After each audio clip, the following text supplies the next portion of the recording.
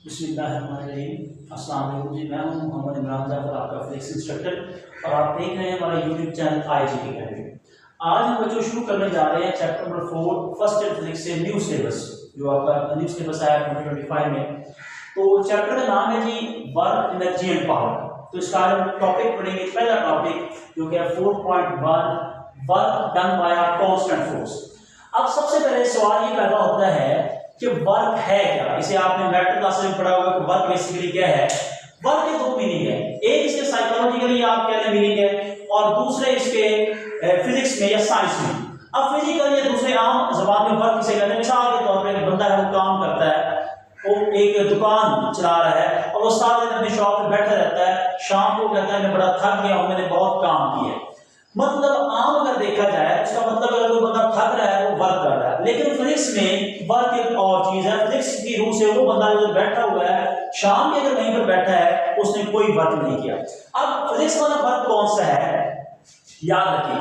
Physics का जो work है वो ये है कि अगर किसी भी बॉडी पर कोई फोर्स लगेगा और फोर्स के लगने की वजह से वो बॉडी लगने वाली फोर्स की डायरेक्शन में मूव करे, तो हम कहेंगे उस बॉडी पर वर्क हुआ है या उस फोर्स ने वर्क किया है। अब कैसे समझते हैं, सबसे पहले इसकी डेफिनेशन देखते हैं। डेफिनेशन ऑफ वर्क की work is product of magnitude of displacement and the component of a force in direction of the direction of displacement. अब इसका क्या मतलब है, इसको हम समझते हैं एक एग्जांपल से।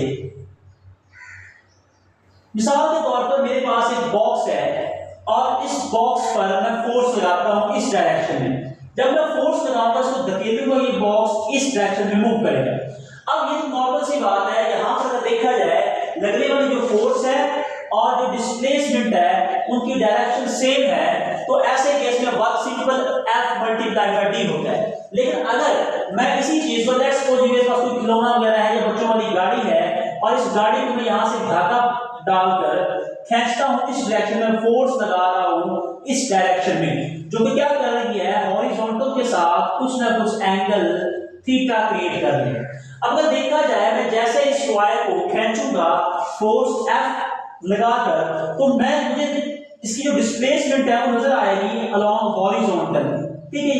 मतलब ये एक्स एक्सिस के साथ मूव करेगा। अब सवाल ये पैदा होता है कि फोर्स तो मैंने किसी एंगल पर लगाई, इस डायरेक्शन में बॉडी मूव कर रही है इधर, तो अब यहां पर हम वर्क को कैसे एक्सप्लेन करेंगे। थोड़ा सा आपको वर्क को पहले बताना चाहिए। आपने मैथ में पढ़ा है वर्क क्या होता है, फोर्स F D, या आपने मैथ में शायद Fs पढ़ा हो, डिस्टेंस या डिस्प्लेसमेंट को।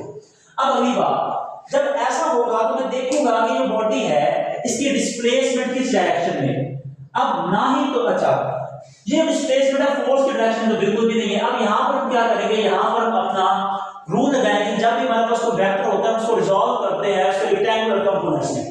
तो अगर मेरे पास ये फोर्स है, इसके रेक्टेंगुलर कंपोनेंट्स बनाऊं, तो ये मेरे पास बनेगा F y कंपोनेंट फोर्स का, और ये बनेगा यहां से फिर यहां तक F x component of force.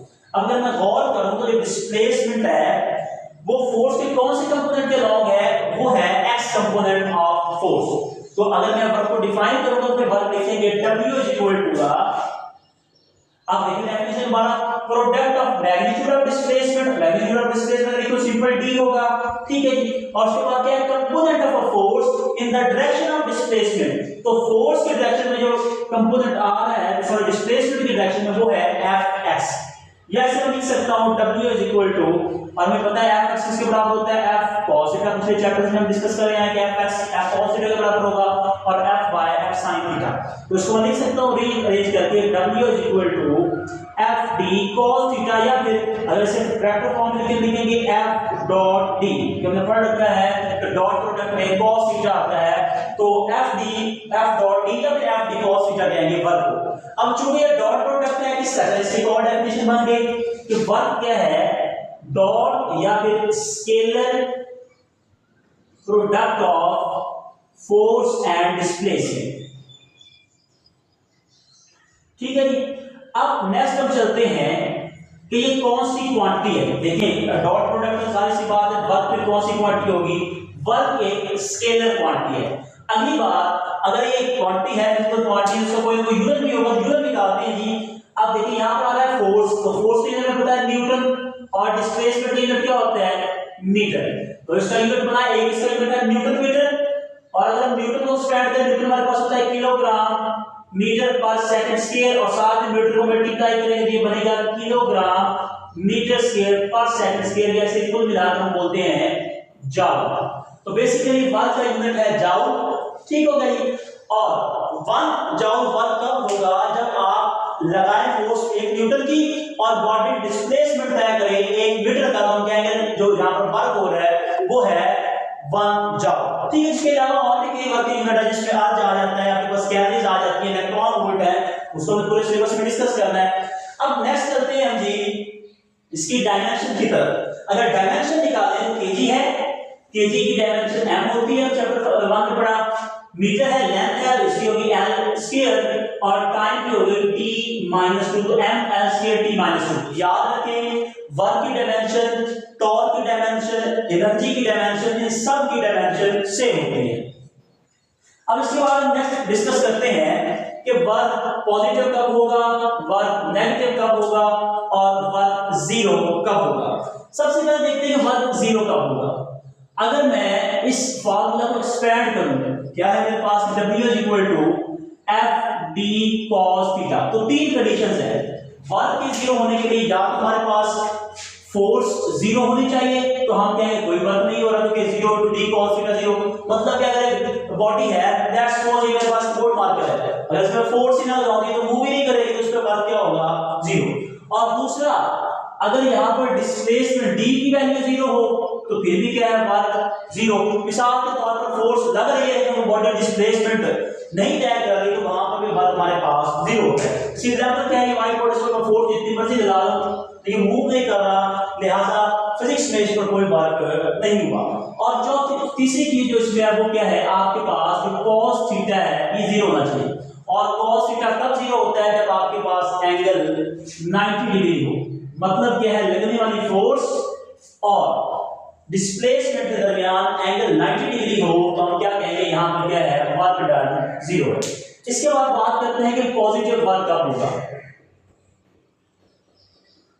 Work के पॉजिटिव होने के लिए हमारे पास क्या होना चाहिए कि आपको एंगल थीटा है ये लेस देन 90 डिग्री होना चाहिए। अगर आपका एंगल थीटा मतलब फोर्स और डिस्प्लेस के दरमियान जो एंगल बन रहा है वो 90 डिग्री से कम है, तो फिर क्या होगा, वर्क पॉजिटिव होगा। इसी तरह अगर नेगेटिव वर्क को देखें तो नेगेटिव वर्क कब होगा, जब आपके पास जो एंगल है वो एक्सीड कर जाए 90 डिग्री से, मतलब 90 से ज्यादा होगा, तो हम कहेंगे यहाँ पर वर्क नेगेटिव है। अब इसका मतलब क्या, मिसाल के तौर पर मैं आपको एग्जांपल दूं, मैंने क्या किया, एक चीज को बॉल से मैंने गेंद है उसको ऊपर से नीचे फेंका, अब उसकी डिस्प्लेसमेंट है ऊपर से नीचे, मतलब ये क्या है, डाउनवर्ड है। लेकिन अगर हम देखें उस पर लगने वाली एयर रेजिस्टेंस, एयर रेजिस्टेंस क्या कर रही है, उसको अपोज कर रही है, एयर रेजिस्टेंस की डायरेक्शन अपवर्ड। अगर देखा जाए दोनों की डायरेक्शन क्या है, अपोजिट एंगल बना 180 और ऊपर cos 180 -1 होता है, लिहाजा यहां पर वर्क जो होगा नेगेटिव होगा। अब यहां पे आपने ये नहीं समझना कि हमेशा 180 डिग्री में ही वर्क नेगेटिव होता है। 90 से जैसे ही एंगल एक्सीड करेगा तो cos 90 से बड़े जितने भी एंगल 180 तक वो सारे के सारे क्या होते हैं, नेगेटिव होते हैं। इसके बाद आपने देखना वर्क पॉजिटिव भी हो गया, हमारे पास वर्क नेगेटिव। अब अगली बात यहां पर हम फाइंड करेंगे वर्क बाय ग्राफ। तो ग्राफ से हम वर्क किस तरह फाइंड करेंगे, वर्क बाय ग्राफ। अगर आपके पास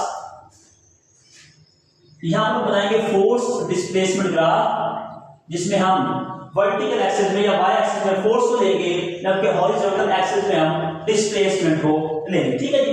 अब क्योंकि work done by constant force, फर्ज करेंगे मेरे पास एक फोर्स लगी है 6 न्यूटन की, और इसने क्या किया है, बॉडी को ये कांस्टेंट है बिल्कुल, ये पैरेलल चलेगी हॉरिजॉन्टल एक्सिस के, तो और इसने डिस्प्लेसमेंट तय की, लेट्स सपोज यहां तक 4 मीटर। अगर मैं फाइंड करना चाहूंगा इस 6 न्यूटन की लगने वाले फोर्स ने अगर बॉडी को 4 मीटर तक डिस्टेंस तय करवाया, इसने वर्क कितना किया होगा, उसमें हम क्या करेंगे, एरिया कैलकुलेट करेंगे कि ये ग्राफ है फोर्स डिस्प्लेसमेंट ग्राफ, इस फोर्स डिस्प्लेसमेंट ग्राफ के नीचे एरिया कितना आ रहा है वो न्यूमेरिकली इक्वल होगा वर्क डन बाय फोर्स। तो मैं लिख देता हूं पॉइंट की सूरत में कि area under force displacement graph is equal to work done. तो अगर मुझे फाइंड करना पड़ जाए कि यहाँ पर वर्क कितना हुआ है तो निकालूंगा एरिया। और अगर देखें यहाँ पर एक रेक्टेंगल बन गया, इसका स्फीयर क्या है, स्फीयर में रेक्टेंगल बन रही है, तो इसमें अगर देखें और रेक्टेंगल एरिया क्या होता है, लेंथ मल्टीप्लाई बाय विड्थ। अगर इसकी विड्थ या देखें इसमें कितना है 6 मल्टीप्लाइड बाय इसकी लेंथ देखें तो 4 है, तो आंसर कितना आएगा 24 जाओ। तो जो एरिया आया है वो किसके बराबर है, वर्क के। तो यहाँ पर जो बॉडी बॉडी पर वर्क हो रहा है, फोर्स F कर रही है, वो है 24 इस केस में। तो ये था हमारा थोड़ा सा ब्रीफ सा lecture about the work done by a constant force. Hopefully कि आपको समझ आया होगा। अगर फिर इस पे कोई क्वेश्चन है तो कोई चीज समझ नहीं आई, आप पूछ सकते हैं कमेंट सेक्शन में या नेक्स्ट वीडियो में। अल्लाह हाफिज।